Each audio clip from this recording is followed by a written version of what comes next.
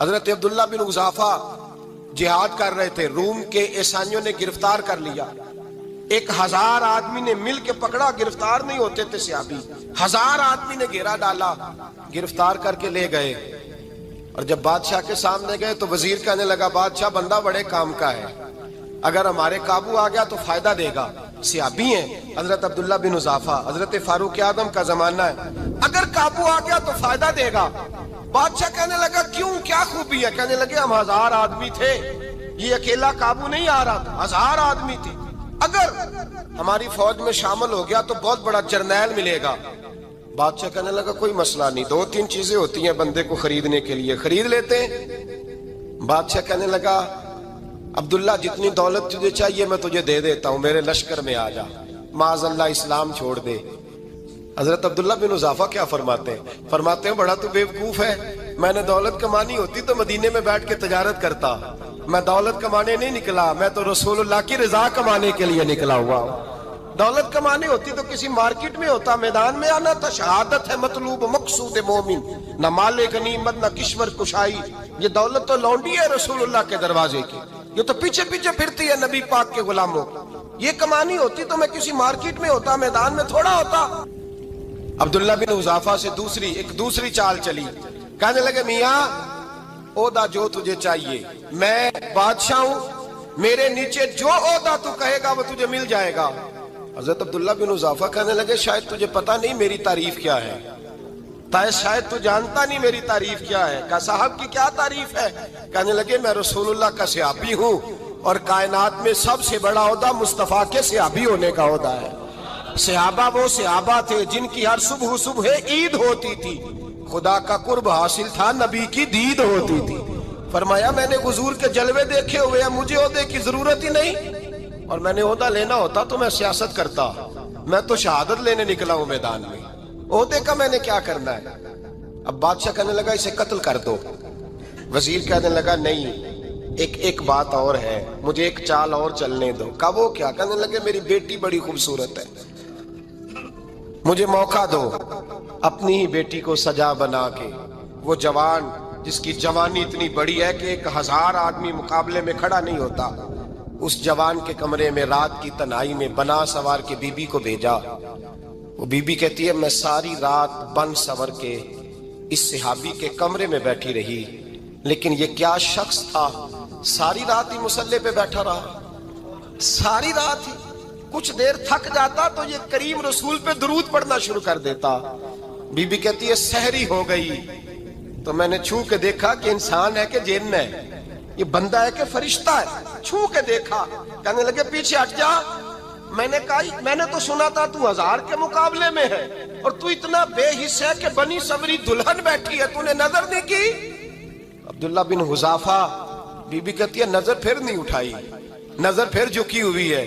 کہنے لگے be be میں مجبور ہوں، اب میرے اوپر کوئی حسن نہیں چلتا، میں نے جلوہ بدوحا کا دیدار کیا ہوا ہے، اب میری نگاہوں میں جچتا نہیں کوئی، اس لیے کہ جیسے میرے سرکار ہے ایسا نہیں کوئی۔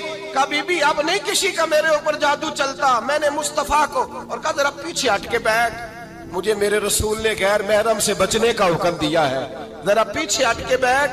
سحری کا وقت تھا، وہ بی بی کہتی ہے اس نوجوان کے جملے میرا سینہ چیر گئے، کلیجہ پھٹ گیا، چیخ نکلی، میں کفر کے عالم میں روئی۔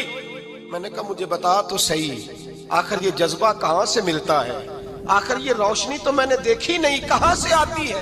ایک میرا باپ ہے جو بنا سور کے مجھے تیرے کمرے میں چھوڑ گیا، بتلا یہ کہاں سے کیف آتے ہیں؟ عبداللہ بن حذافہ کہنے لگے اگر کیف لینا ہے تو تو بھی میرے مصطفیٰ کا کلمہ پڑھ جا، آجا دروازے رسول پہ جھک جا، مل جائے گا۔ سویرے دروازے پہ باپ آیا بیٹی سے رزلٹ لینے، دروازہ کھولا تو بیٹی نقاب پہنے باہر آئی۔ باپ کہنے لگا کیا بنا؟ کہنے لگی پیچھے ہٹ جا، تو غیر محرم ہے، کافر ہے، میں مسلمان ہوں۔ اس نے کہا کیا ہوا؟ کہنے لگی تیرے جیسے کو باپ کہوں، تیرے جیسے کو جو مجھے استعمال کر رہا تھا، میں تجھے باپ نہیں مانتی، میں اب رسول والی ہو گئی، میں حضرت فاطمہ کی کنیزہ ہو گئی ہوں، میں اب نبی کریم کی خادمہ ہوں، خبردار میرے قریب نہ آنا۔ یہ دعو بھی ناکام ہوا۔ اب حضرت عبداللہ بن حذافہ کے سامنے موت کھڑی کی، ایک کڑا میں تیل گرم کیا، کہنے لگے تجھے اس میں جلایا جائے گا۔ حضرت عبداللہ بن حذافہ رضی اللہ تعالیٰ عنہ جب جلنے کے قریب ہوئے تو رونے لگے۔ روم کا بادشاہ کہنے لگا شاید ڈر گیا ہے، کہنے لگے اب سمجھ آئی ہے، اب تجھے پتا چلا ہے، چلا آ جا۔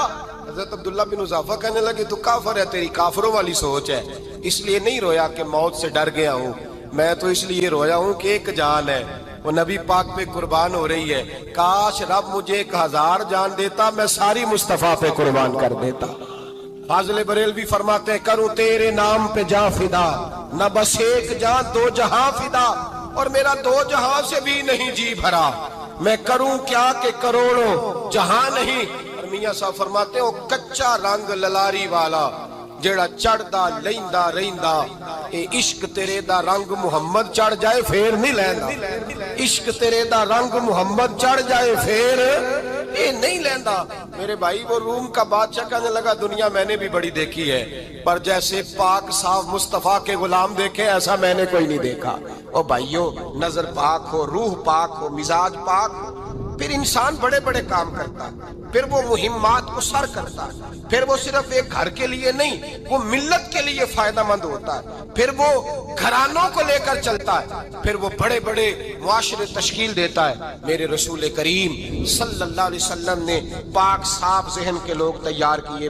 حضرت مرثد فرماتے ہیں میں ایک عورت پہ عاشق تھا، جب کلمہ پڑھا نبی پاک نے میری پشت پہ ہاتھ پھیرا، میں نے کہا حضور کوئی نصیحت؟ نبی پاک نے فرمایا نظر کو پاک رکھنا۔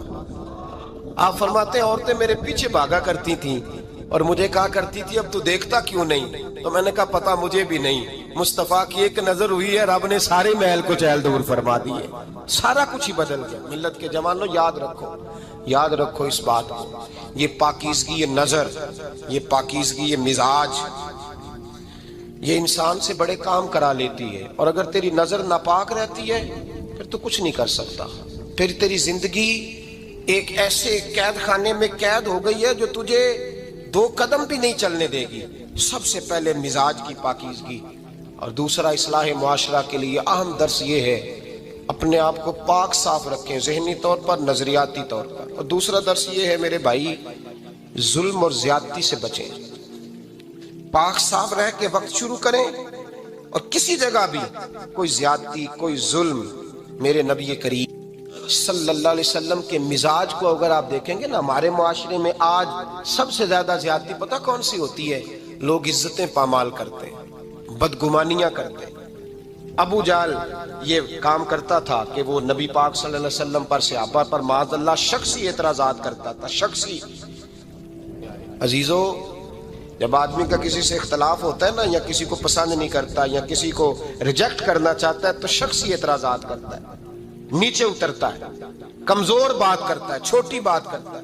اور ہمارے زمانے میں تو یہ کام حسد کی وجہ سے ہوتا ہے، بڑے بڑے جماعتیں ٹوٹ جاتی ہیں، ملتوں کا شرازہ بکھر جاتا ہے، لیکن لوگ اپنی اس حرکت سے باز نہیں آتے، ساری زندگی ذاتی اور نجی اعتراضات کرتے رہے۔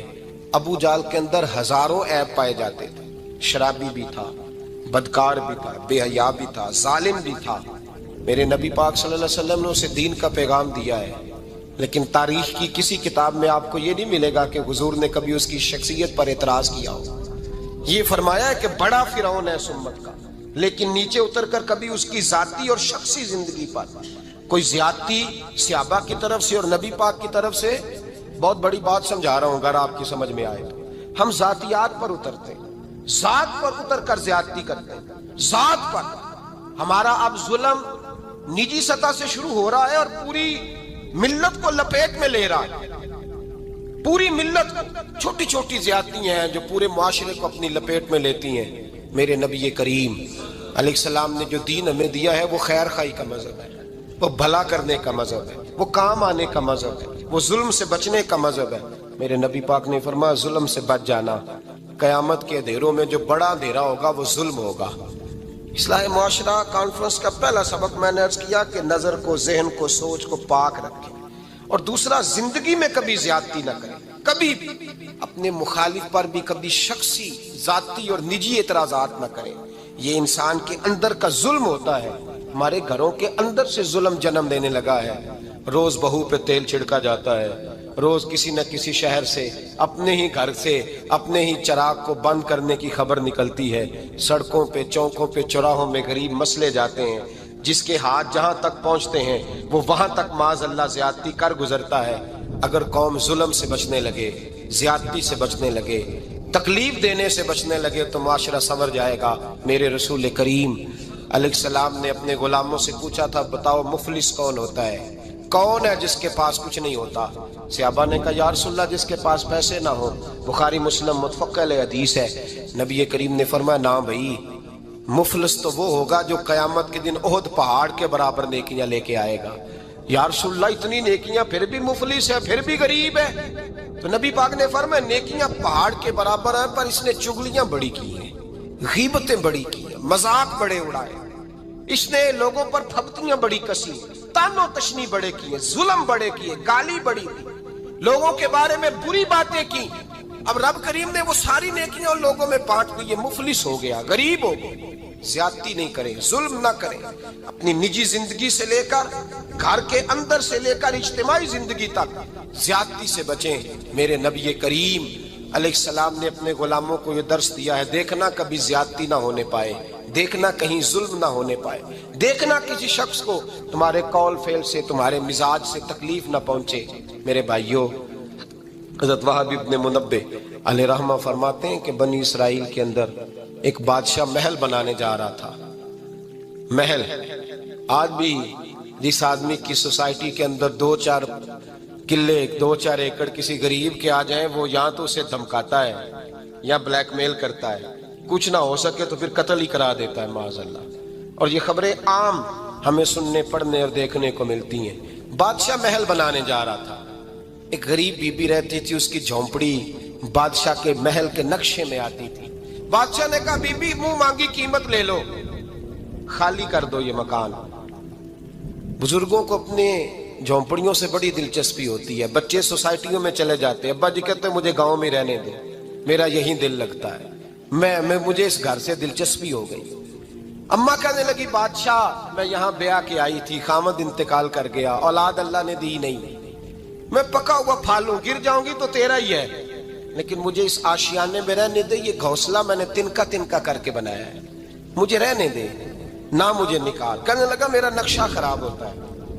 بی بی سارا دن مکان میں بیٹھی رہتی کہ میری جھونپڑی ٹوٹ نہ جائے، ظالم کی نظر میں آ گئی ہے کہیں میرا یہ آرزوؤں کا محل چکنا چور نہ ہو جائے، سارا دن ڈیوٹی کرتی۔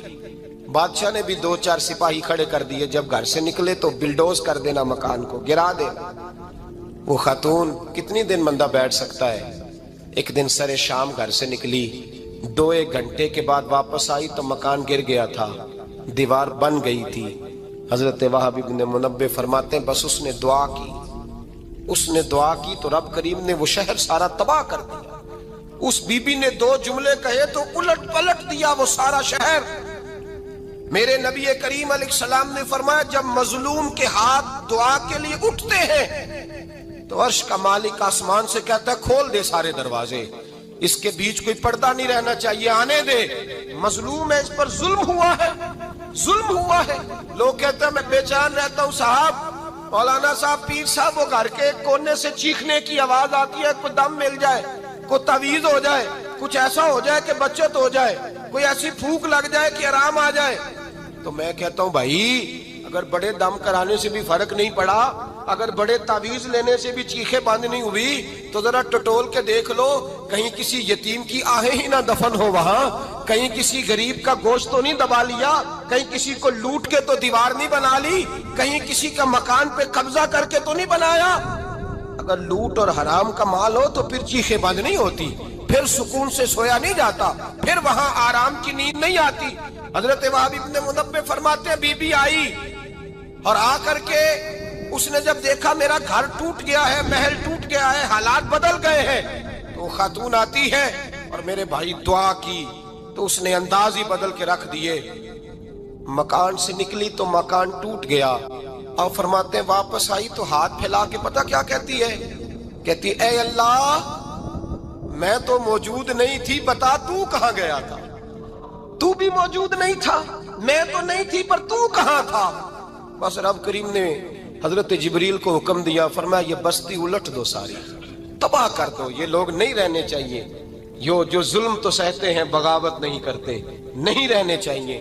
صاحب طبقات کہتے ہیں میرے مصطفیٰ کریم سید عالم صلی اللہ علیہ وسلم کے وصال ظاہری کے ایام قریب آئے تو حضور نے سرخ پٹی باندھی، تیز بخار ہے نبی کریم کو، 2 صحابہ سہارا دے کے مسجد میں لائے، نبی پاک علیہ السلام کو بظاہر سہارا دے کے لایا گیا۔ کریم رسول نے لوگوں کو جمع کیا، حضور آج کیا ہونے والا ہے، آج کیا کہا جائے گا، آج کس لیے میٹنگ بلائی ہے؟ نبی کریم کے کل صحابہ جب مسجد میں جمع ہوئے تو کھچا کھچ مسجد بھری ہے۔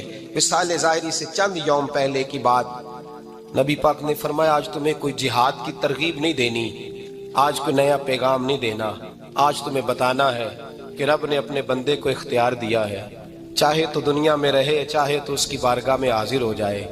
اس عبد نے بارگاہ ربوبیت کی طرف لوٹنے کا ارادہ کر لیا ہے۔ حضرت صدیق اکبر رونے لگے تو صحابہ نے کہا تمہیں کیا ہوا؟ کہنے لگے سمجھ نہیں رہے، کسی کی بات نہیں کر رہے، نبی پاک تو اپنی بات فرما رہے ہیں، اس نے جانے کا ارادہ کر لیا۔ سنیے میرے بھائی، محبوب پاک نے فرمایا بھائی کسی شخص کو میری طرف سے کوئی تکلیف پہنچی ہو تو بدلہ لے سکتا ہے، بدلہ لے سکتا ہے، کسی کو تکلیف پہنچی ہو۔ صحابہ پھوٹ کے رونے لگے، محبوبہ کرم ہی کرم ہوا ہے، رحمت ہی رحمت آئی، آپ کے بارے میں گمان کرنے والا بھی دائرہ ایمان سے نکل جائے گا۔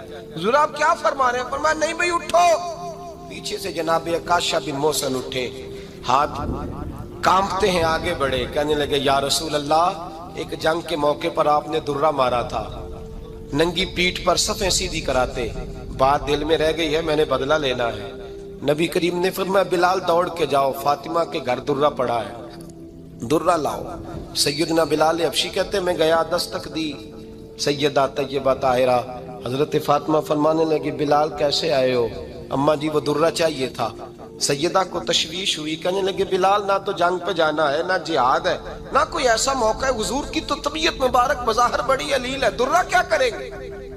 حضرت بلال عرض کرنے لگے اماں جی ایک صحابی بدلہ لینے لگے ہیں، صاحب طبقات نے جملے لکھے ہیں، کہتے ہیں بی بی صاحبہ نے درہ بھی دیا اور امام حسن حسین کو بھی باہر نکالا۔